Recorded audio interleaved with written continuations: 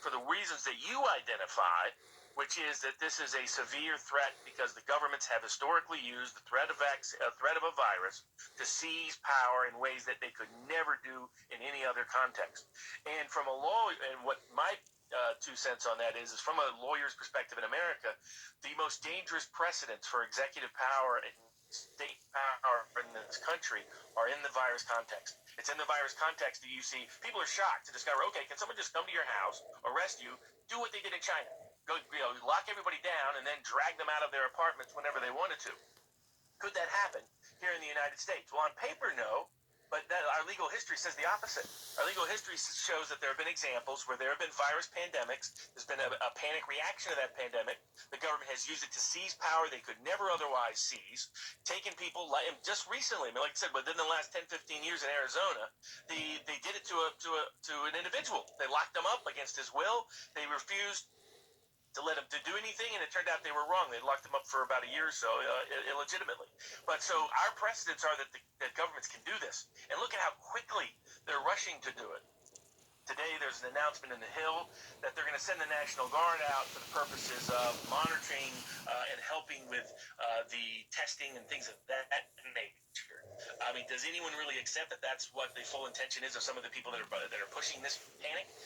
It's an easy pretext to seize power. If this was happening in China or Russia, we would immediately spot it as an attempted power grab. Then we should be, our risk is far higher if we don't pay attention and if we're not calling things out and if we're not warning people of the worst possible consequences than if we stay silent, stay mute, and censor ourselves. The second dangerous component of this is they are truly sinking the economy.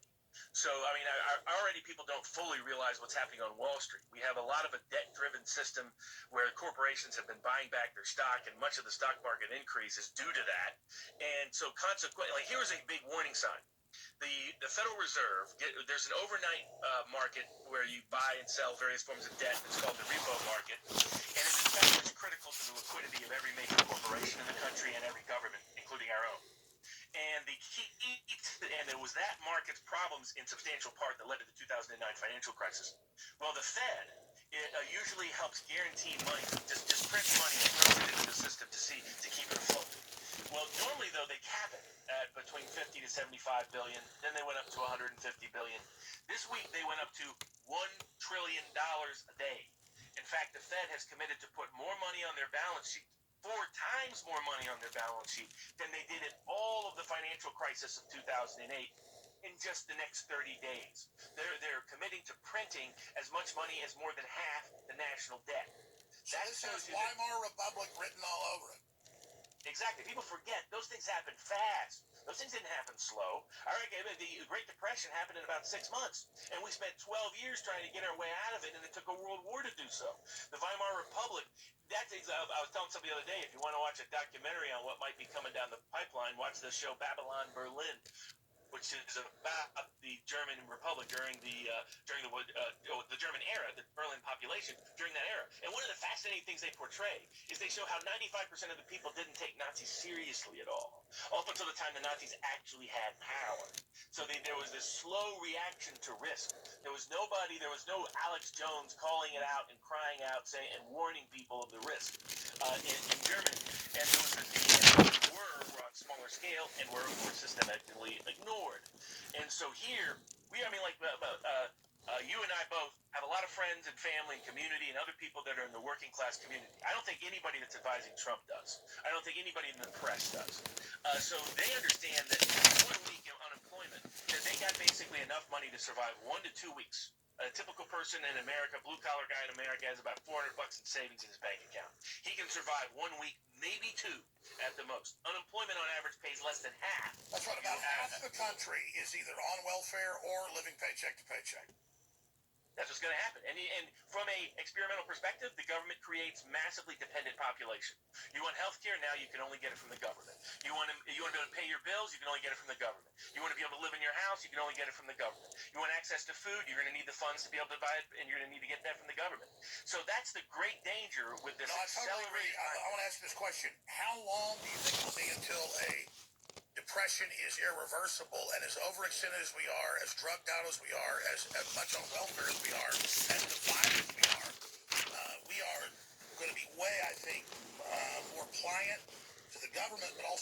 destructive to each other than the Great Depression. I mean, I think we are at the most dangerous point in American history right now. No doubt about it. We're within 30 to 45 days of hitting Depression-era irreversible trends. I totally agree. That's the number I come up with. It's watching it unravel. How do you come to that number? I know you're a numbers guy. Goldman Sachs is predicting 24% contraction just in the second quarter and unemployment rate of double digits, which in practical terms is the equivalent of about 20% under the old definition. That's right. That's depression. Exactly.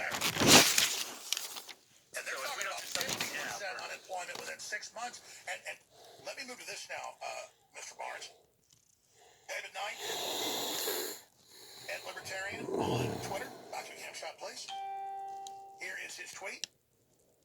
I was just asking callers earlier calling in about how they're all getting their critical infrastructure notes from the state police, from the governors, from their bosses that they're allowed to travel outside their house. This is your papers to leave in Nazi Germany. Note expiration date at bottom, April 2021. And sure enough, David sent one of them more coming in right now.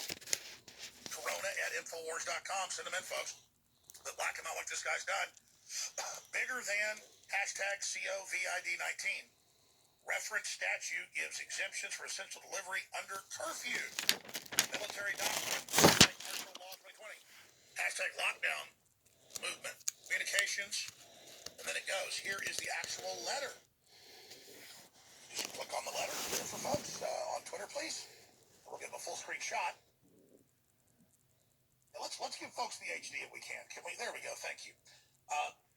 This certificate of post-disaster re-entry identifies the bearer as representative of a certified. So they're using the martial law localized of a hurricane, but this is general for a year. In accordance with the NCGS 166A-19.70 and grants the bearer the privilege of entering a designated curfew. You have privilege now. As provided, the following requirements are met. There is a declaration of state of emergency or state of disaster in effect, and there's a curfew in effect in the declared area, and the governor has issued an executive order invoking the privileges listed in NCGS 166A-19.70. And once you'll have to have the vaccine, you'll have it in 15 months. You'll have to have the vaccine to travel now, folks. Not just from an airplane, but out of your house. 4, entry shall be granted for the purpose of delivering or assisting in the distribution of essentials or assisting in the restoration of utility services. 5, the bearer of this certificate and all associates must follow the route specialized by law enforcement or other local official of any. So you must only drive on the roads you're authorized to. This is martial law from Black's Law Dictionary, which says there is no law in martial law. It's whatever they want to do till someone in power claims they've restored the order. Robert Barnes. Yeah, I mean, there's no doubt about it. I mean, I'll give him credit for using creative language. I mean, Governor Newsom was more of a dim-witted guy, so he actually sort of blurted it out earlier this week, and then had to retract it. He's like, "Oh, I didn't mean martial law or anything like that, or the National Guard coming out in this way." And instead, they're using language like curfew, using language like stay at home, using language that sounds much nicer than martial law. But the effect of what they're declaring is, in the name of the power of the state, we're going to suspend all of your rights and liberties until we say otherwise. And the bureaucrats are all, just like in California, they're all exempt from tickets, license plate reading cameras. They're all smiling. They're going to be the new royalty. I mean, you look at what's happening, because I was pointing out to someone the other day that you look at all of our core constitutional liberties here in the States, and you look at the same principles applied around the world, where we've already seen the violation of them. We really don't have First Amendment full rights at this point because we can't publicly protest or get a petition to form a public protest. We can't even leave our homes to protest in many of the cities and states in the country.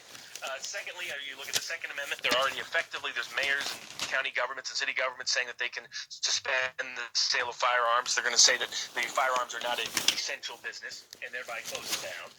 And alternatively, they're shutting down their background check operations so that they can basically stop all gun sales by simply having right. And with 4 states as of this Friday, 4 states, in 4 states, 4 cities, Democrats have said shut down your gun shops. They're not essential.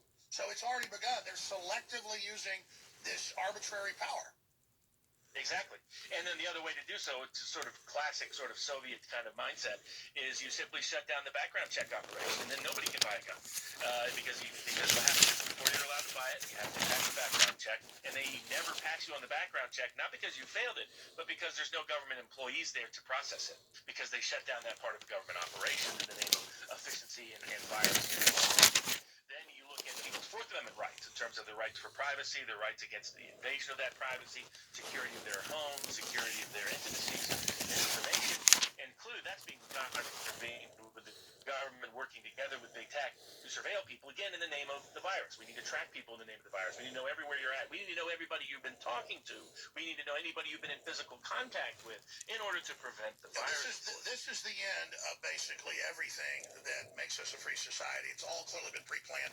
If you can tomorrow, Robert, I've been wanting to get you on, but too busy. Please come on during the weekday show. Monday, I'd love to have you on, say in the third hour. I'd love to have you come on tomorrow evening in the second hour to get the law together.